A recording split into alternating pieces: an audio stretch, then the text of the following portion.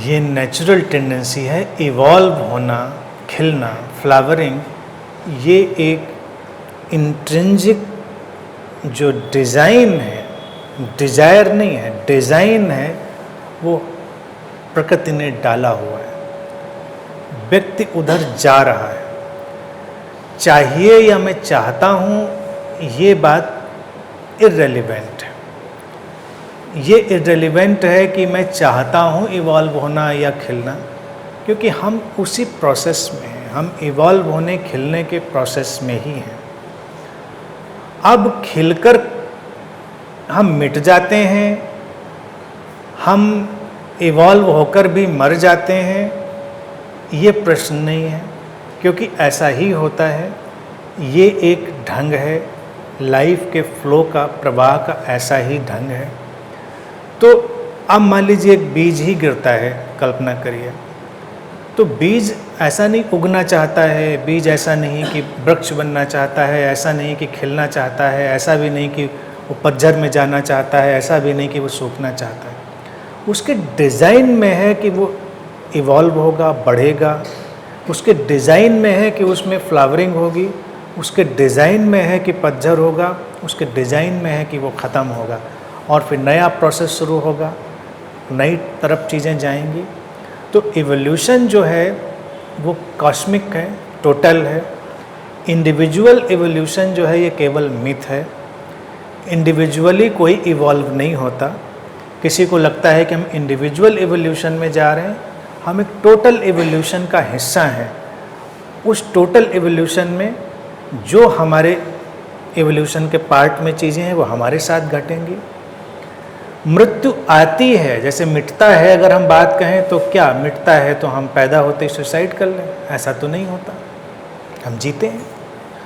और कोई भी व्यक्ति जीता है तो उसके अंदर क्यों ये इच्छा पड़ी होती है कि वो अच्छे से अच्छा जीवन जिए। आप किसी भी व्यक्ति को झकझोर कर पूछ लीजिए, दुनिया के किसी भी कोने में कोई व्यक्ति ये नहीं कहेगा कि मैं जीवन को घसीट घसीट कर जीना चाहता हूँ।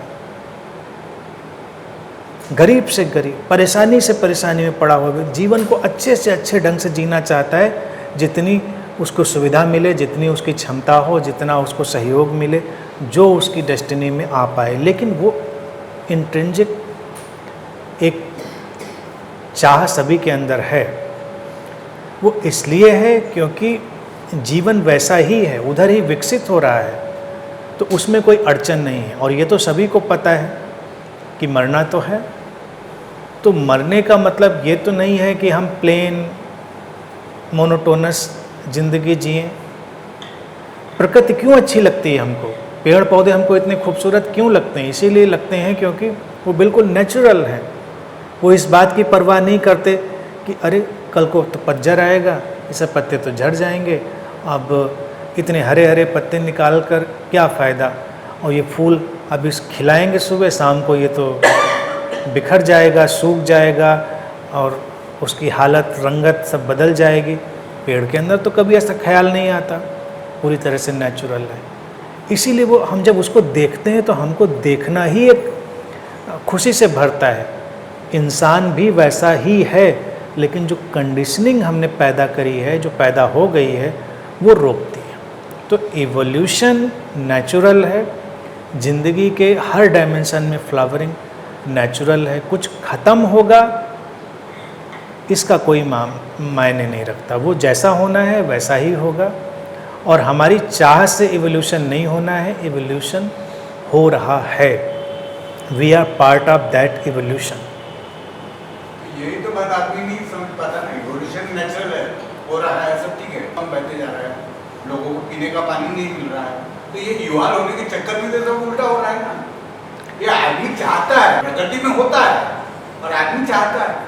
ये चाहना से ये कहाँ से आ गया? ये चाहना बस यहीं पर थोड़ा सा पेंच है कि आदमी को चाहने का भी एक इंस्ट्रूमेंट दिया गया है। ये जो माइंड का इंस्ट्रूमेंट है, आदमी नुकसान हो रहा है। नुकसान और फ़ायदा देखिए कुछ नहीं होता है। नुकसान हो रहा है बेशक, जो हमको नुकसान की तरह दिखाई देता है, लेकिन जब हम एक बिगर कॉस्मिक डिज़ाइन में जाएंगे तो नुकसान फ़ायदे का तय करना हमारे हाथ में नहीं रह जाता। जो आज हमको नुकसान दिखाई देता है कल को फ़ायदे में कन्वर्ट हो जाता है, जो आज फ़ायदे में दिखाई देता है कल को नुकसान में कन्वर्ट हो जाता है। चीज़ों के बारे में इंसान को जो ये माइंड का इंस्ट्रूमेंट मिला है वो अपने ही ढंग से ग्रो करता है। आज अगर ये बात नज़र आती है कि हम नेचर को डिस्ट्रॉय कर रहे हैं, तो हम ये देखें कि ये समझ इंसान के पास ही आ भी तो रही है। ये समझ तो किसी पशु पक्षी के पास नहीं है कि नेचर को डिस्ट्रॉय करना उसको भी डिस्ट्रॉय करने वाला बन सकता है। वो तो है उसमें। नेचर अगर एक झटके में ख़त्म हो जाए तो वो भी एक झटके में ख़त्म हो जाएगा, लेकिन इंसान उसी समझ के बाद फिर उसमें अपने योगदान भी दे सकता है। अब ये सब ऐसा ट्रायल एंड एरर का एक्सपेरिमेंट है, सही गलत कुछ तय नहीं हो पाएगा, धीरे धीरे सब चीज़ें मैनेज होंगी। यहाँ पर एक नेचुरल मैनेजमेंट है।